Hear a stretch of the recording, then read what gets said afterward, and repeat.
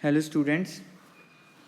तो आज की वीडियो में हम चैप्टर 1 का 1.7 एग्ज़ाम्पल जो है वो डिस्कस करेंगे।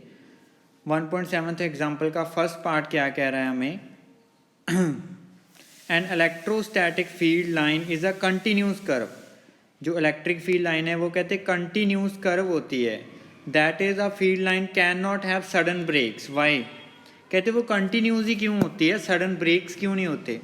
लाइक ये कंटिन्यूस कर्व है, सडन ब्रेक्स का मतलब ये फील्ड लाइन यहाँ पे ब्रेक आ गया, फिर यहाँ पे ब्रेक आ गया, इस तरह। ये इस तरह क्यों नहीं होती, ये हमेशा इसी तरह क्यों होती है।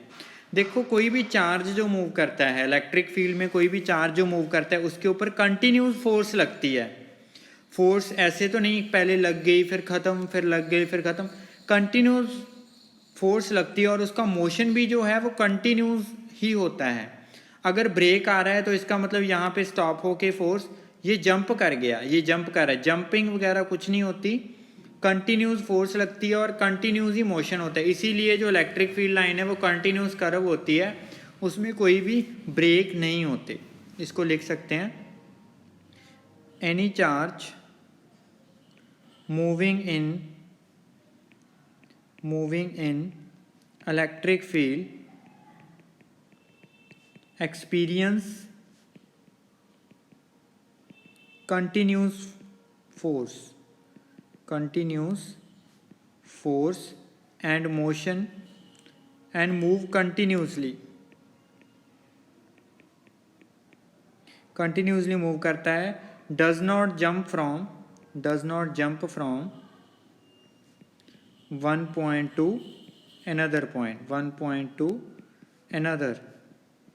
अगर जंप नहीं हो रहा तो इट मीन कोई भी ब्रेक नहीं आ रहा, it means there is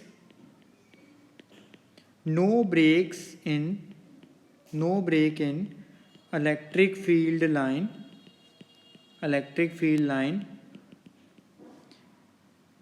so it is a continuous curve. ये फर्स्ट पार्ट का आंसर आ गया। सेकंड पार्ट क्या है, explain why two electric field lines never cross each other at any point. Two, ये प्रॉपर्टी भी है, two electric field lines never intersect each other. क्यों? मान लो ये दो इलेक्ट्रिक फील्ड लाइन है, ये फर्स्ट वाली है, ये सेकंड वाली है, ये कट कर गई।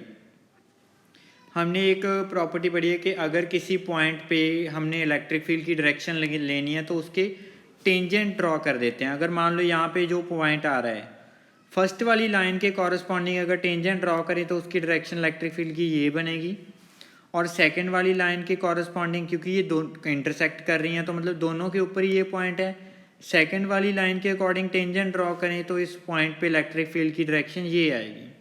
तो एक ही पॉइंट पे दो डायरेक्शंस आ रही हैं इलेक्ट्रिक फील्ड लाइंस की, विच इज़ नेवर पॉसिबल। ये कभी हो ही नहीं सकता, एक पॉइंट पे एक ही डायरेक्शन होएगी ना इलेक्ट्रिक फील्ड की।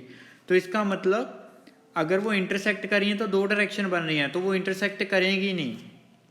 If two electric field line intersect each other, it means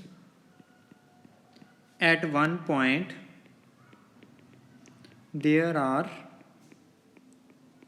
two directions of electric field,